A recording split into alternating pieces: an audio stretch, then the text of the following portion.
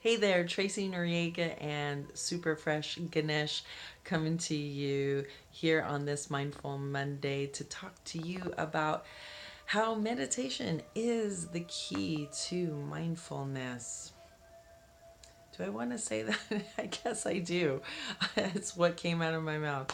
Yeah, I just got done with a meditation weekend with my group that I started my practice with, and it was amazing to realize when I did the math, it's been 10 years since I started my practice.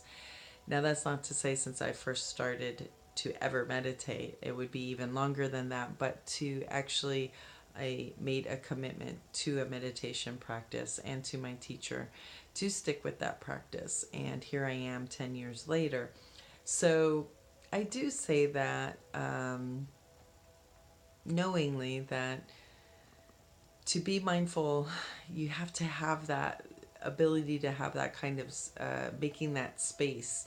And when I say that, making that space, that bit of time to have a mindful moment, and that comes with practice of practicing quiet, stillness, and just that, just following the breath and nothing else, especially not following those thoughts that your monkey mind can come up with and have you going everywhere looking for the keys while you're holding them in your hand, right? We all know that one. So, yeah, it just was really, shown to me how much and how far I've come. I have a journal that I write in whenever I go to retreats, and there's no better way to tell how far you've come than to pick up a journal and see what you were writing about. So, uh, things just don't affect me the same way, in the sense that they don't have that same trigger and that same severity as it once did. That's not to say it's completely gone away, but here we are. It's about the awareness of it, that, oh, here's that time and here's it's going to come, and just that recognition. And mindfulness brings that, but the meditation just so like amplifies your ability to be mindful, because as much as with meditation being about getting out of your mind and into your heart and finding that stillness and just following your breath, um, you are actually learning how to discipline your mind and to get into those moments when you have those triggers, and just to also reflect and become the observer of what you do, what's going on, without being, how would you say, what's the word? Without reacting, and instead responding, and responding, um, responsibly, um, with mindfulness, with awareness, with compassion, choosing peace instead of an argument, having the last word, or getting a one up on somebody. So these are all those benefits, and I just want to say they come with time, and they're so gradual and subtle that sometimes you don't realize that you are getting the benefits that you are. Um, just like kind of taking vitamins, right? You don't really feel it uh, until you get sick, or you're feeling run down and you realize you haven't been taking them, or eating right, right? Or drinking, keeping hydrated. Same thing. Meditation really is that for your soul, and ability to connect with your higher self, and to just get out of here and fall into the heart and just kind of be instead of do and think. So, I just really want to encourage you to start a practice, whatever that practice is. And I think people get caught up on that. I know I did when I first started, even 20 years ago, that it had to look a certain way, or I had to join a group or pick a meditation or something like that. And while it's great to have a community to practice with, and if you can find one that resonates with you and you feel good about, then please do it.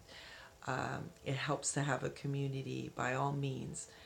But if you can't, or it's just not available to you, or maybe your schedule or something, still aren't valid excuses, because now with the internet and YouTube, and so many other people that actually have subscriptions to meditations, and even there's apps for meditations. You can always fit it in. And even just 3 or 5 minutes really is a gift to yourself. So don't underestimate that. Um, I will just say it doesn't need to be looking any one way. And in fact, I encourage you to look for different ways to do meditation. I know I don't stick with one all the time. Sometimes it'll be other people that, here's a few people. I love Steve Noble. I was turned on to him by a soul coach who recommended him. So if you need to hear some positive affirmations, he is great for that. And it's nice to do a meditation with positive affirmations, especially if you're not in the habit of doing them or know what what positive things to say to yourself. That might be a good place to start. Um, Miss Mindfulness, Melly O'Brien. I've done a video on hers. I'll put it at the end here or in that little eye thing so you can see it.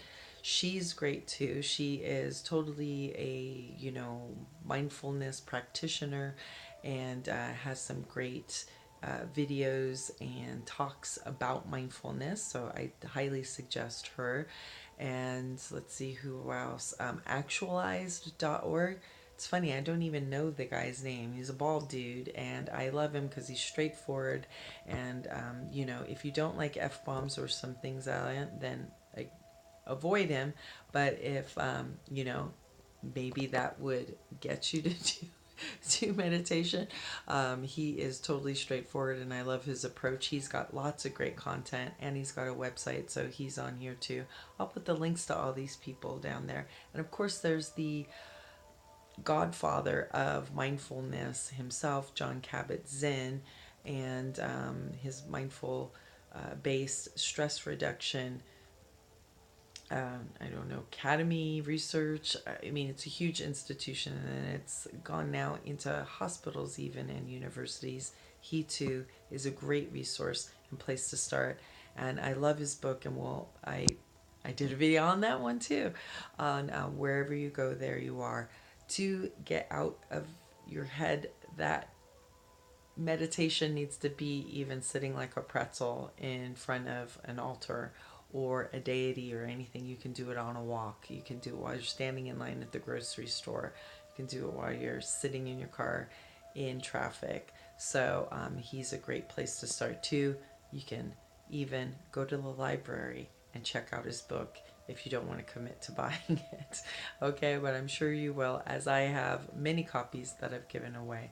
So these are all great ways of starting a mindfulness meditation practice. And of course, that just lends to mindfulness. To start your mindfulness practice, have it based with a bit of meditation, because that's just basically, if you think of it, taking a moment to follow your breath, to let go of all the monkey mind, and just be still, quiet, and be something we don't allow ourselves to do many times. So there you go.